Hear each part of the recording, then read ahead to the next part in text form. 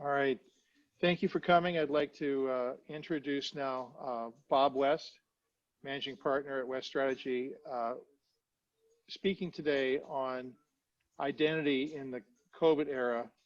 And he's going to have a fireside chat with Mike Coogan, who's Senior Director of Cybersecurity at Waste Management in Houston. So Bob, I'll let you take this away. Thank you, John. Thanks for the invitation to present, and I'm very happy to be here with Mike Coogan. Let me start by giving you a backdrop in terms of the broad environment that we're dealing with, and I would go back to about 10 years ago. In a very broad context, we've been going through a broad technology transformation era, similar to when mainframes started, that just changed everything. And there's several aspects of the transformation that we're going through. There's most large enterprises in the last 10 years have either moved to the cloud or are moving to the cloud. You have the number of devices that people have, as Rich Marshall was saying, bring your own disaster. So you have tablets and smartphones and maybe not so smartphones and other devices that are being used. And there's a number of really good reasons to make the transformation, not just in terms of bottom line costs, but in terms of, it's a bit of a trite word, but being more agile as a business and being able to roll out technology, maybe not quite overnight, but pretty close to that. So there's a lot of core business drivers behind that. And at the same time, we have a number of changing and evolving threats that are happening at the same time. Fast forward to this year, where I don't know if you've experienced it, but there's this little virus issue that's been going around, COVID-19. And in a very short period of time, most enterprises transitioned from working in the office to working from home or making alternative work arrangements. And so the impact of that is a large percent of enterprises simply did not have plans to be able to do that, and it was a little bit rocky. But one of the big things that's come out of that is you're fundamentally changing the technology architecture, and the bad boys and girls have understood that, when there's chaos, there's an opportunity to take advantage. So there's a lot of enterprises that may not necessarily be protecting people at home as they would in their offices. Just the fundamental change in technology presents a challenge. And Rich Marshall had a couple of very good things to say earlier. One of them is, it's important to do the basics, whether it's patching systems, giving people the correct access that they need and not more, and that's central to identity. When you have an environment that's so fluid as it is right now, all of those basics become a challenge. And so that's the environment that we're living in. Mike, I'd love to get your perspective in terms of what's been happening at Waste Management, and what's the story in terms of how you transitioned when COVID-19 reared its ugly head? It's been very interesting. As you likely know, Waste Management's an interesting company. Most of our folks, because we're in the business of collecting and disposing of waste, about half of our folks didn't go home at all, right? They reported to work, and we implemented procedures to keep them safe, and fingers crossed, we're moving along. As you can see, I'm in my office now. We're actually in the process of bringing our office-based folks back, those who need to be in the office to do work effectively. So I'm here working out the procedures on how do we do that? Do we have the appropriate plexiglass shields? Do we have spacing? Do we have shift of people moving back and forth? And how do we do that? In the shift to remote work, like almost every large organization, we did it in a very short time, right? We were lucky enough to identify it, first, second week of March, saying this is going to be a real problem. We need to start thinking about how we're going to do this. And I would characterize it as, anyone who's running IT at a large corporation, it's a rapid acceleration. of what we were planning on doing. Of course, we had plans to roll out two-factor authentication to our entire user community, right? But the act of taking, maybe 1,000 or 2,000 people working remotely to tens of thousands of people working remotely in the space of 1 to 2 weeks, as you said, yeah, that was fits and starts, right? We made decisions as fast as we could, got them all off site, and it worked. Much to our surprise. Had you asked us to go figure out how to do that, we would have done the very traditional thing that we do, which is like, okay, so here's the 18-month plan where we got communications and training, and here's how we're going to distribute the tokens, etc. We're going to put this group of people on GDI. We're going to put this group of people on VPN, and it would be very, very structured, very, very logical. And of course, we simply said, you write documentation and get it out there. You write documentation for our help desk to deal with it. You spin up VDIs. You start doing customer service and taking frontline calls. So it was very, very rapid. It worked out fairly well. And from an identity standpoint, we got a couple of really, really big advantages. One of those was we hesitated in a broad rollout of multi-factor authentication, primarily because my team is fairly small. And when you've got tens of thousands of customers, you have to be very, very supportive of people, and you have to be very, very prepared to take calls from end users. And so we're working through how are we going to do this. This event forced us to do that, right? We had no choice. That was very, very powerful for us. All of a sudden, everybody had the ability to, and it's allowed us to advance our agenda so quickly on other cloud systems, where you're not accessing them from the core Office network any longer. It's increased the demand for single sign-on because as we've accelerated into the cloud on other applications, you no longer can rely on our old school kind of SAML integrations that you do on site. There have been, the old Windows authentication transparently under the cover. Now you have to do complex OAuth integrations to make it work, particularly if someone is not in a traditional network connected way. Yeah, and I'd love to, when COVID-19 hit, what was the general conversation? You need to make some changes, but what was, and I obviously not getting into details, but what was the general theme in terms of the conversation that you had in terms of needing to transition both from a security, identity, and technology perspective? A lot of it was, and I'm proud of the leadership at Waste Management here. As we engineered these things, and we engineered things that you would never ever attempt to do in a day, in 2 days, in 3 days.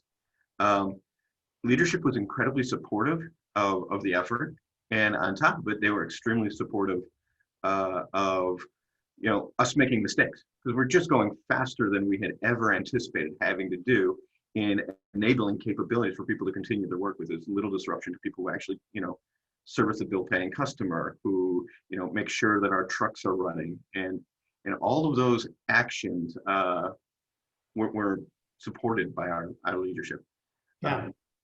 Yeah, I think you're fortunate in the sense that waste management is for the most part insulated from economic ups and downs, because everyone is going to need their waste disposed of. Unlike the travel industry, for example, that when you look at hotels and airlines and any related business, their revenue effectively went to zero or really nominal for a given period of time.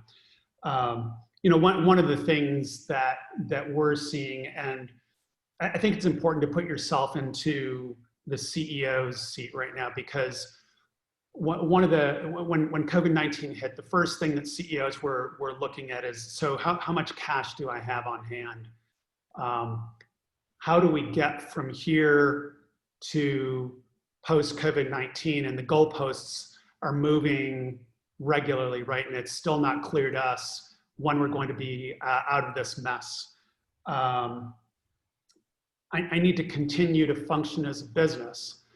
And in periods like this where there's uncertainty, people get nervous. And especially in industries that that were severely impacted, people either may perceive that their job is at risk or their job may be at risk. And as a consequence, the probability of insider threats goes way up. I think the other thing that I would say in this period overlaying that is that most large enterprises have been on Gen 1 or Gen 2 identity solutions. And making the transformation to the environment that we're working on right now, moving to the cloud, is challenging when you have those first couple generation solutions where it's not easy to provision or validate or federate people that are going to a Salesforce, or if you're going to Google, pick your favorite large cloud, right? Where I'm going with this is that if you look at the big spends within security organizations, identity is one of them and general security operations is the other one. And so that creates a really good opportunity to help accelerate the change in core identity infrastructure, as well as accelerating everything else. Is that what you're seeing, Mike? We are seeing that, but I want to talk about the people aspect of this tragedy. Yeah. When everybody went home, we didn't know very much at all. I need to log out of Teams probably. We didn't know very much at all. You know, many of us went home and said, okay, we're going to take a 2-week break. We're going to flatten the curve and we're going to move on, right? You know, all of a sudden here we are 6 months later going, how long is this going to last? And waste management prides itself very much on being a people first culture. You know, it's one of our core values. It's about the people. And our CEO, a gentleman by the name of Jim Fish, very quickly, and I don't remember the exact timing, but it was very quickly in this, said, look, we're not going to get through this by laying off a bunch of people. Right? What we're going to do is, if you're a driver, we're going to get you getting 40 hours a week. Because remember, we have multiple kinds of business, right? We have commercial, like bars and restaurants and those kinds of things that don't need as many pickups, right? As well as our own personal trash. So Yamita said, we're not going to get through this. We're going to guarantee, we still do performance management. We're going to do all the right things there, right, that we need to do just to be an effective operating company. But it's really, we're going to talk about our people, and our people will carry us through this, and that's a strategic advantage. Yeah. We did see, you know, as you noted earlier, an uptick in attacks, as nearly everyone watching this did. We spent a considerable amount of time getting visibility, you know, and I think that's important from a security standpoint. When people go offline, you know, I was working just on my home computer for a while, right? Using cloud services. If you look at what I do, I talk to people and I send emails. I can do that anywhere. I can do that off, you know, little iDevice I've got here, right? And so how do you get the education out to them? How do you make sure they understand how to protect things? So we wrote up a bunch of guidelines and published them through a standard security awareness perspective. You know, remind people that, you know, you can't share waste management confidential information with your family members, right? You can't do those kinds of things because now everybody's packed into a small space.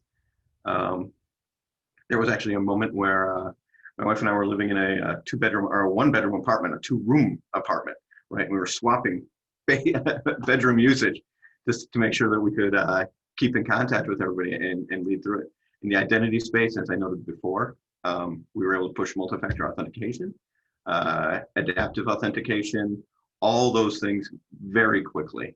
And the adoption of single sign-on went through the roof. On the operations side, we did really focus on how are we getting visibility into these endpoints, how are we making sure everybody's good, how are we ensuring that our data and our assets are secure. Yeah, no, you're raising some great points. And one thing I'd like to go back to is you were talking about having the right visibility and understanding if anything unusual is happening. And I generally, my general message is that at the core level, you have to understand what's happening both on the network and on endpoints and really understand what constitutes unusual behavior. And once you see unusual behavior, then you have to have the right process to escalate. So, you know, having the right incident response plan in place, being able to say, you know, is this a large, medium, or small issue? And if it's large, who do we engage? When do we engage the leadership team? When do we engage the CEO? When do we engage the board of directors? And I think that that's one, you know, if there's a place that I see where there's opportunities, it's that fundamental process and general visibility into what's happening and really understanding what's unusual.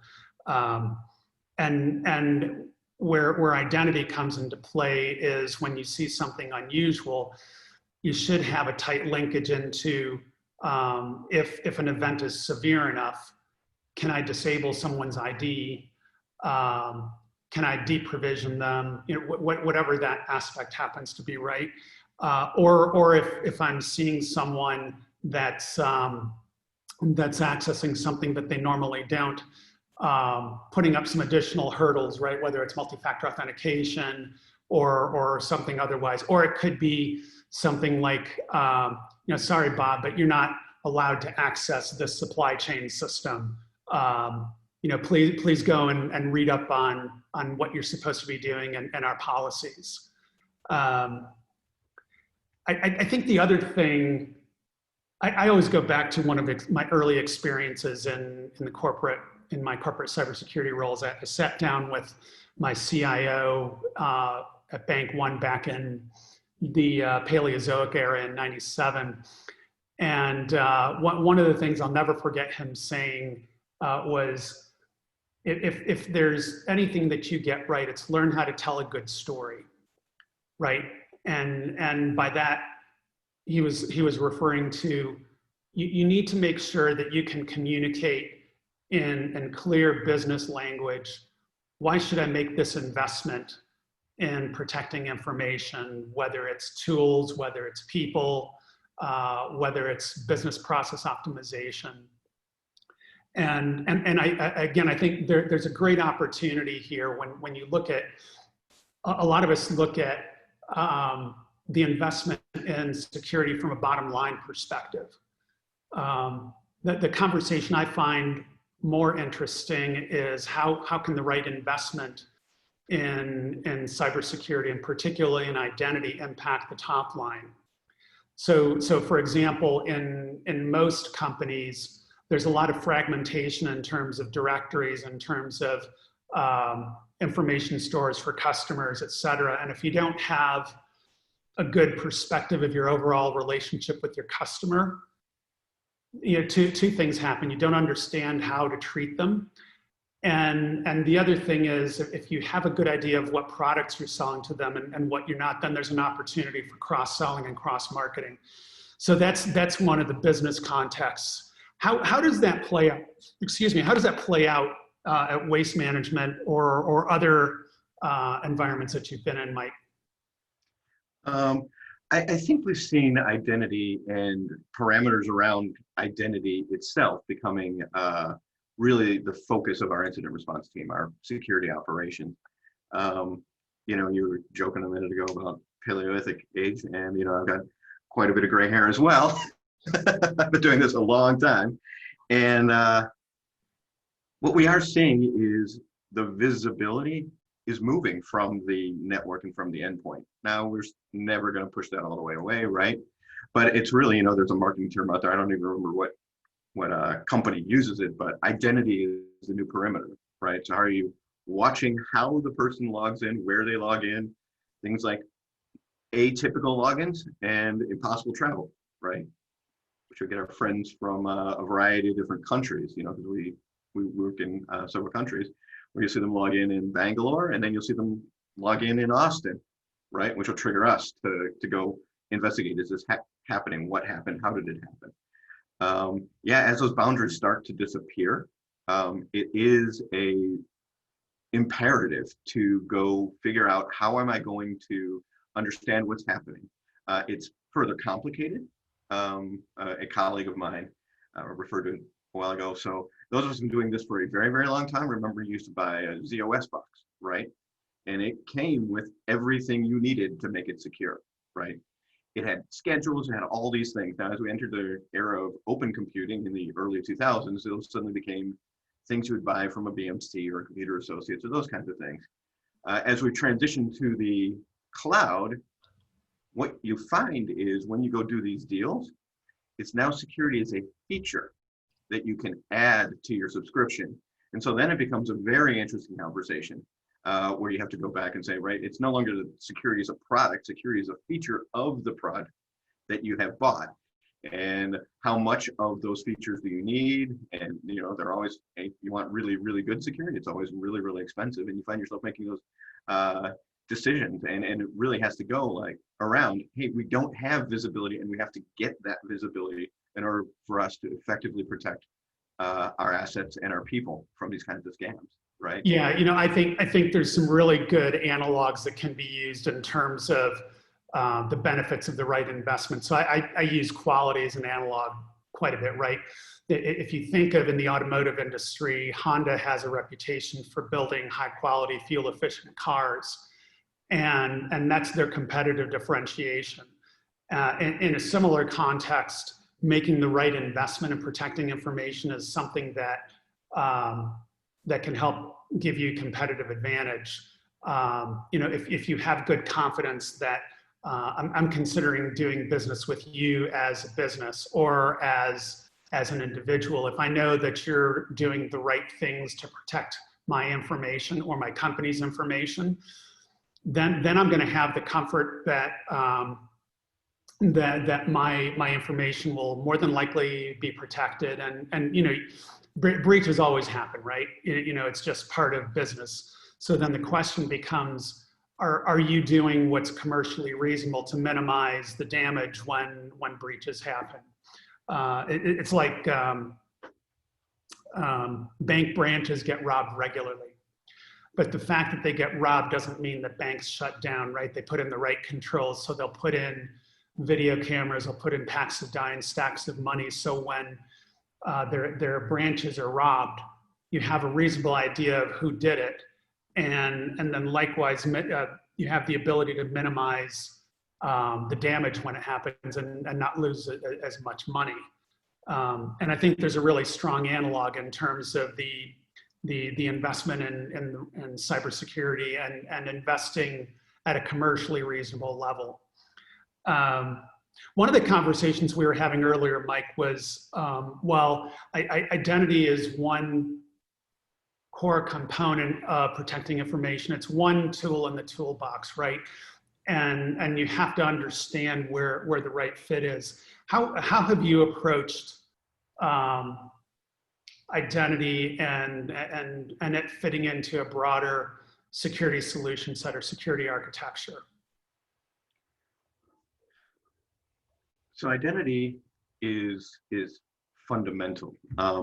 Most folks hate the provision process, right? Because you have to get all the things right. If you don't get it right, then things don't work. Moving towards digital identities has been a key component of what we've done this year, actually. So if you think of our population of people who use technology, we have a lot of office workers. We have tens of thousands of office workers, people take calls, people who sit in offices like this and chat on the phone and go to meetings all day long. And we also have drivers and people who load trash and sort recyclables and those kinds of things. And traditionally, we haven't digitally engaged those people. So we are actually in the process of digitally engaging all of those people and functionally doubling the size of people who can engage with us on a true digital level. This company is going through a digital transformation. All those things you said before, how do we know our customer? How do we ensure that we're not manually keying from one system to another system, right? How do we make our customer service representatives incredibly effective at having the data needed to solve the customer's problem at their fingertips? And that's connecting all of these systems and making sure all those systems that you can move seamlessly between them, which is fundamentally a single sign-on kind of problem. And ensuring that the processes that are moving data from one system to another as we rebuild them and we rebrand them is also an identity problem. How do you make sure that the service accounts are secured, privilege accounts are secured, and that we're not losing things in translation? It really does enable everything else. Our chief digital officer, as we got through this, I had a one-on-one with him, and he says, Mike, and I was being, somewhat bashful and, self-deprecating. He's like, Mike, every time I turned around, somebody said, hey, we went to my Coogan, he can solve this problem, right? Because at the end of the day, it was how fast can we onboard all these people into the system? And I'm going, yeah, well, I got a great team, right? He's like, Mike, take the compliment. If we had to go configure cloud, right? Because all of cloud is fundamentally about identity, right? It's how do you configure those security groups? What is in those security groups? What are the permissions those security groups have? And that's done by my team. Yeah. It's not a Bob West ID, but it is an ID. And, making sure that all those processes work and they work flawlessly is perfect. Yeah, I want to build on one thing that you were saying, that identity is the perimeter. I think if there's two things that you really need to get right is managing identity, and then, as Rich was saying, encryption plays a pivotal role in protecting information. And I think there's still a lot of enterprises that think that inside is safe and outside isn't, right? And the reality is that there are about 3,000 companies that are informed by the FBI every year that they've been compromised, and that's the first time that they hear about it. So if your mindset is that inside is safe and that's the reality, then there's a bit of a mindset adjustment that needs to take place. And as a consequence, because people historically have thought that inside is safe, encryption has been something that becomes optional, where the mindset should be understand what your crown jewels are, and it doesn't matter where they sit, whether it's inside, whether it's in the cloud. Protect them properly, encrypt the snot out of them, make sure you have a good key management process, make sure that you're separating the encryption keys from what you're encrypting. And then the second thing is making sure that there's good identity process around everything, and that you have a holistic way of managing identities. So as you provision or deprovision, having the same process for the systems that you manage as well as the systems that are in the cloud. That is identity nirvana. I know we're getting close to the end of our presentation, and I want to ask you one last question. What do you think the prevailing issues are that cybersecurity organizations have in large enterprises that can be improved on? I think you hit on it earlier. I personally spent an enormous amount of time this year working through what are the business impacts of cybersecurity, right? And that was a communication conversation more than anything else. Because one thing that I've learned as we move from a traditional IT department to what was now rebranded as digital is that customer conversations, internal customer conversations, internal user conversations are critical. How do you do the storyboards? How do you do all those things so you understand how people view life rather than building out systems and kind of deploying them to people? I've said in the past, engineers are the worst UI people because we will tolerate a number of weird things. And when you sit down in front of somebody who doesn't understand technology, go, that's just weird. Why would I do that?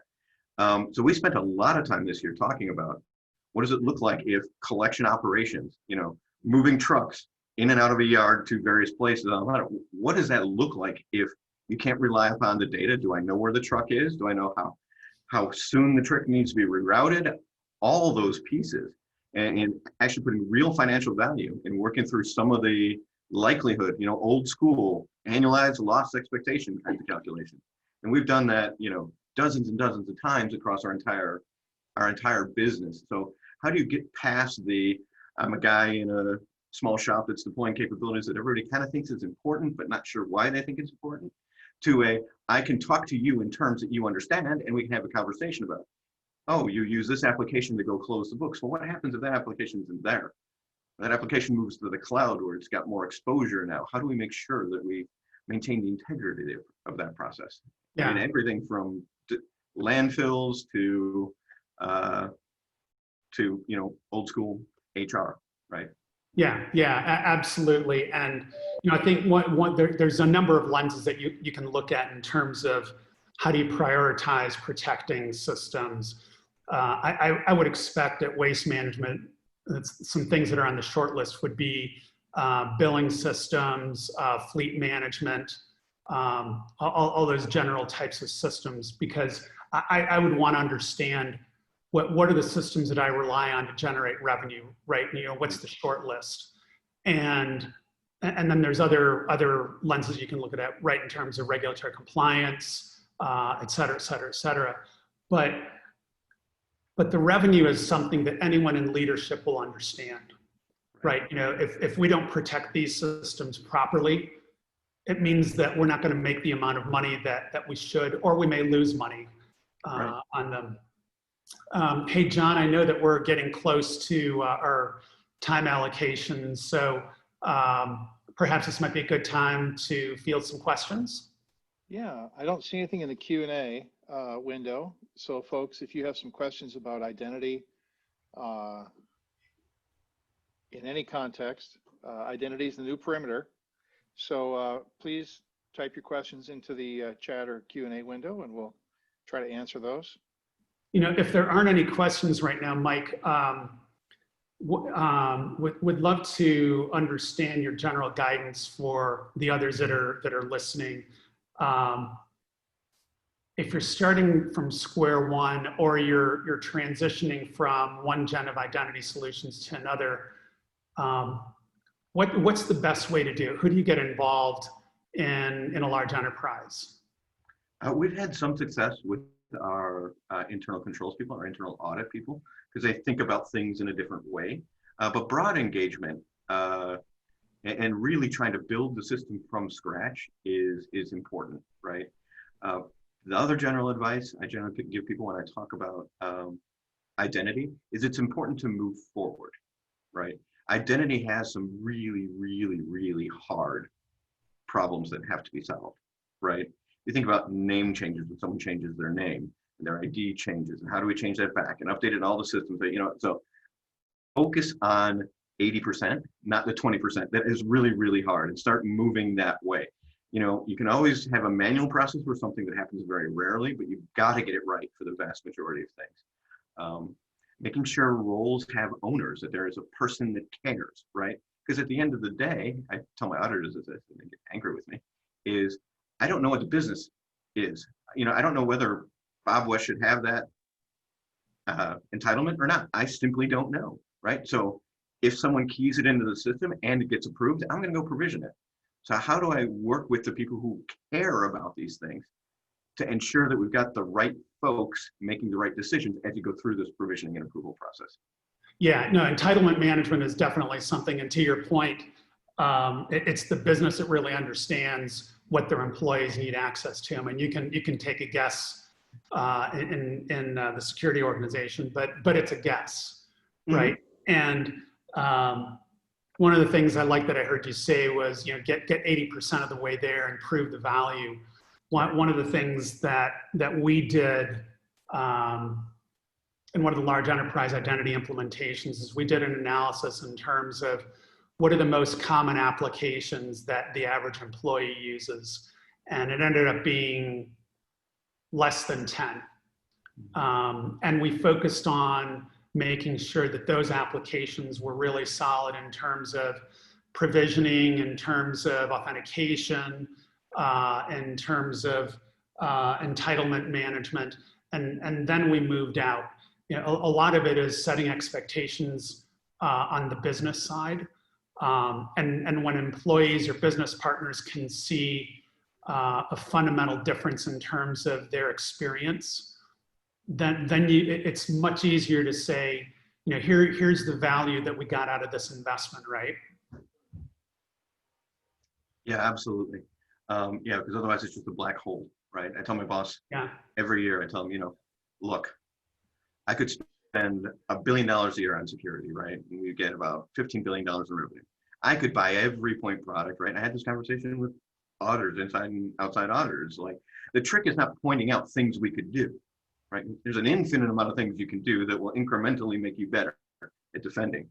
But what is important is making the choices, making strategic choices that you can explain to people. I mean, I think you said it very, very well, right? That it's really about how does this benefit the business, right? Because people don't care about technology. That's for me to worry about. And they trust me to worry about it and make good choices. Yeah. But moving forward on the, you know, how do we allocate a fixed pool of dollars and arguing for more, or recognizing that I have to go down a little bit, is really the art to sitting in a chair like this, right? That's the hard part.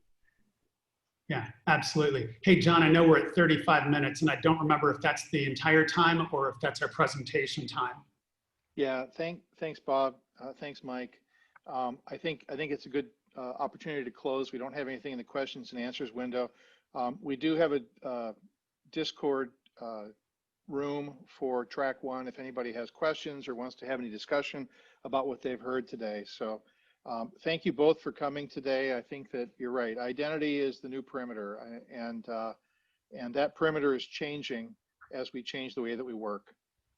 To be fair, John, to give credit where credit's due, I did not invent that. I stole that from somebody.